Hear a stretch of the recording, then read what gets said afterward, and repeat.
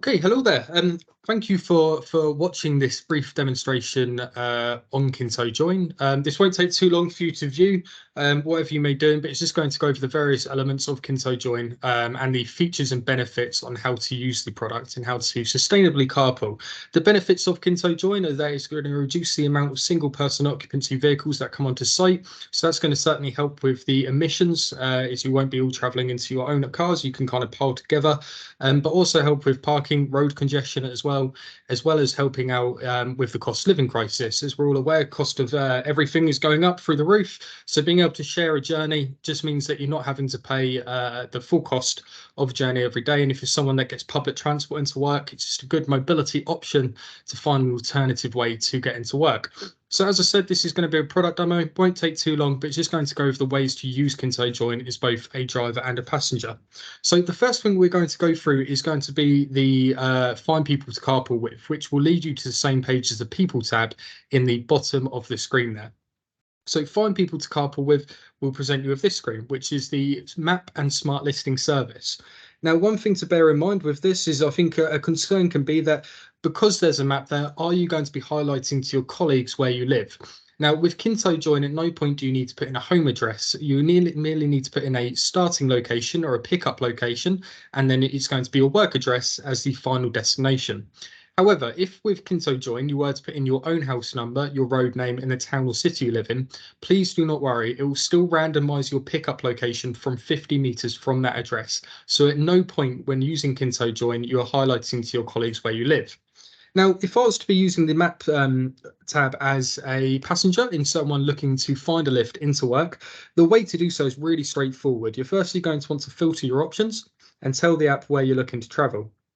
Now, what you'll notice here is it's automatically changed the time. It realizes that I'm going to work. No one is going to be traveling to work at 5 o'clock. So we'll automatically change that time to 9 a.m. But it won't be today.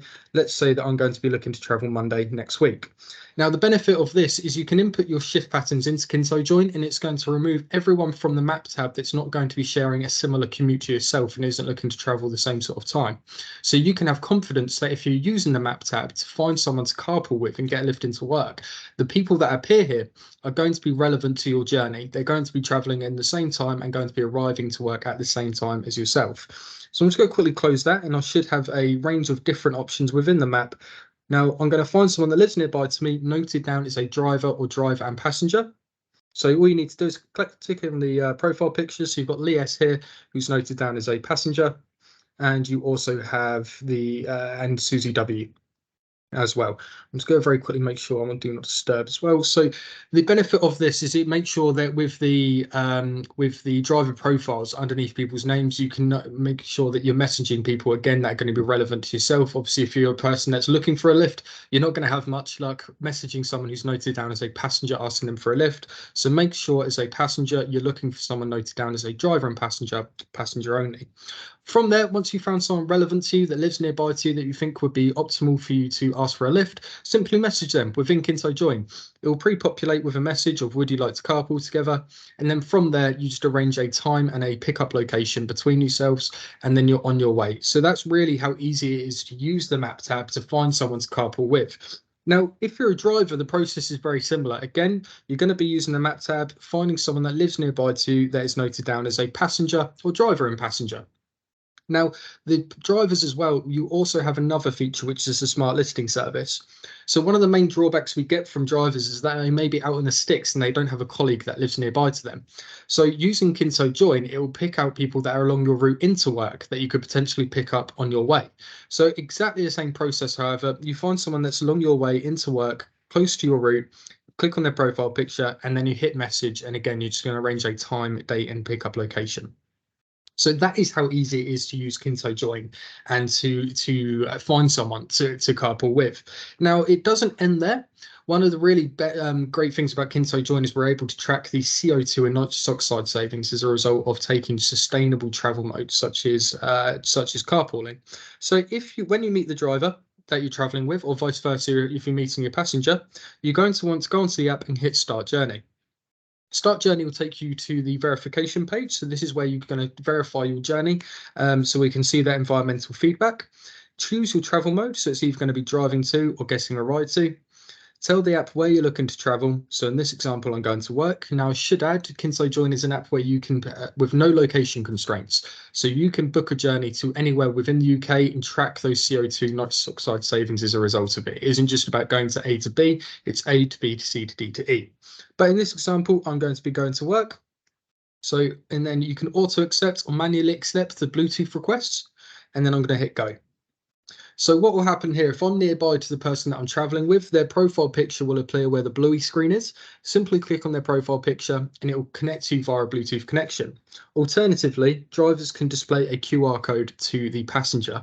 The passenger scans the QR code with an app, pairs that you're driving together. There is no need to press that stop button, but it automatically verifies when you've crossed the geo threshold of your destination. Very similar process if you're going to be a passenger.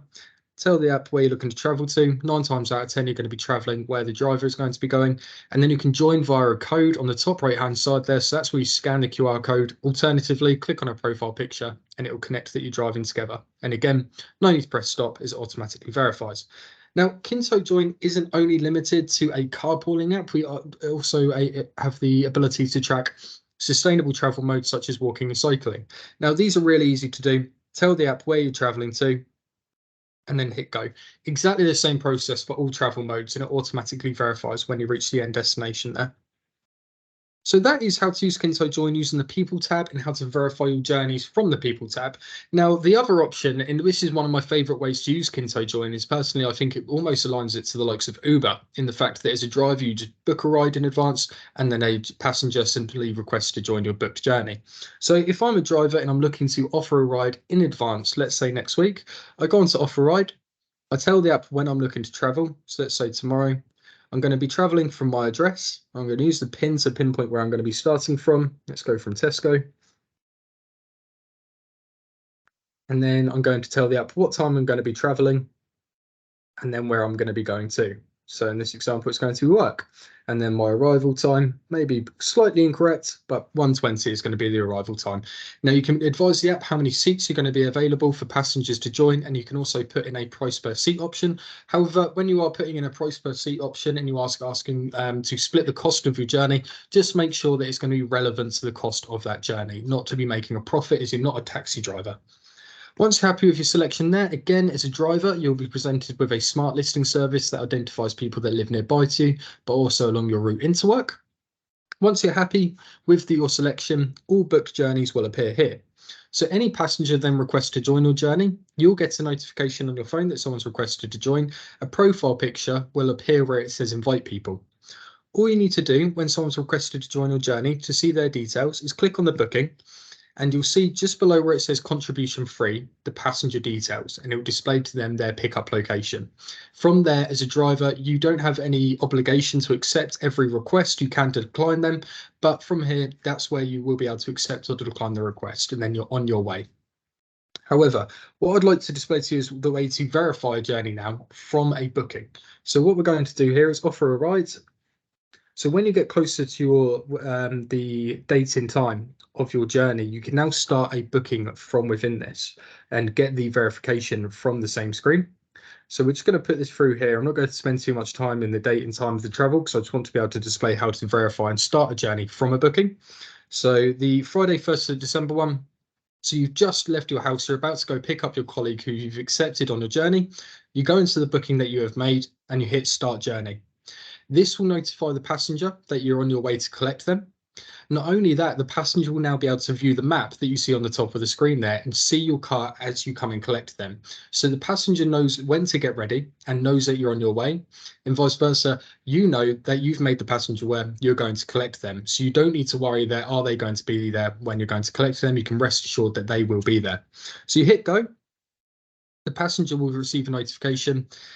Very simple process. When you meet the driver, their profile picture will appear where it says sit back and relax, and you can connect them via a Bluetooth connection. So very similar process in the original journey verification screen.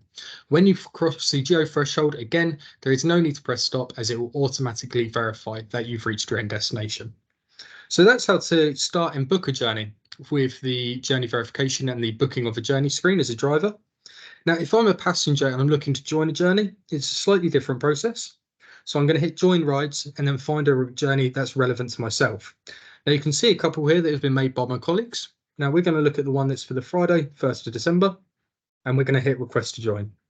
So that driver will get a notification that I've requested to join their journey. You can see my pickup address there, so they're aware this is where I need to be picked up from.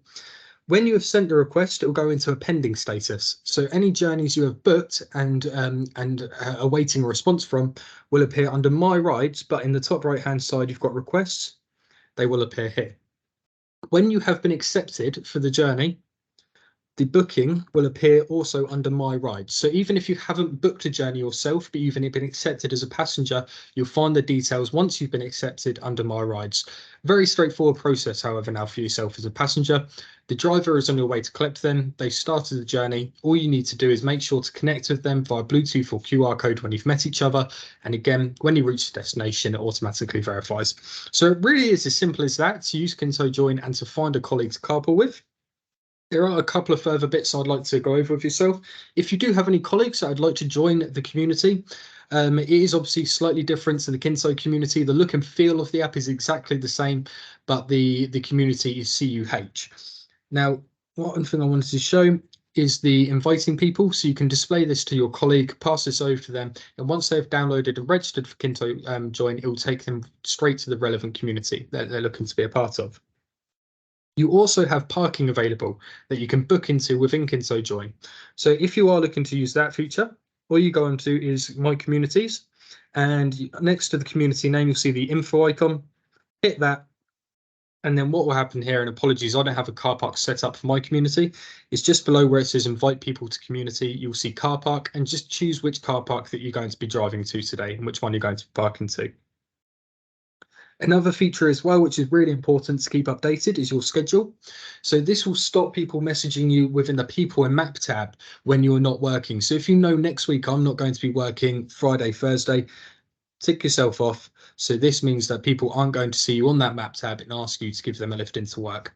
You can also change the the times that you're going to be working by clicking on that, and then you can change your start time. And again, you can then change your end time as well to be relevant. Really important to keep this updated though, because it makes sure that the people that are going to be messaging you are going to be relevant to what your journey is going to be doing.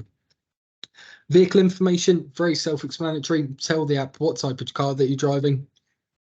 And then really important, again, is the mode of transport. This is where you tell other passengers or other users of KINTO Join, rather, what your travel mode is. Obviously, if you're a driver, make sure you put yourself down as a driver, not a passenger, and then vice versa. If you are looking to set up communities for walking, cycling within KINTO Join, put yourself down as a walker. And if you want to find people that live nearby to you that walk or cycle into work, or a park and ride perhaps, go on to find people to carpool with. And then you can locate people that also take that same travel mode into work, such as walking, and you can set up walking groups. And that provides, I think, a little bit of element of security. We do also have parking rides within the CUH community. So if you're driving to a parking ride, you can book a journey to a parking ride and it will come up as a suggested location. But that is the entirety pretty much of KINTO Join. There isn't too much more to go over with you. If there is any need for any sort of customer support, please do not hesitate to contact me. You can find my contact details here. So the phone number, 9 to 5 Monday to Friday, and again via email as well. And we of course would appreciate any sort of feedback that can be given to us from staff. The only way for us to continue to improve and develop an app like this is feedback from yourselves as users. So if you did want to provide feedback, click on give us feedback and you can report bugs and suggest an improvement, which is always greatly appreciated. But that is the KINTO Join app. As I said, if you do have any questions, please do not hesitate in coming to me. I'll be more than happy to offer assistance. But good luck with the app and happy carpooling. Thank you so much.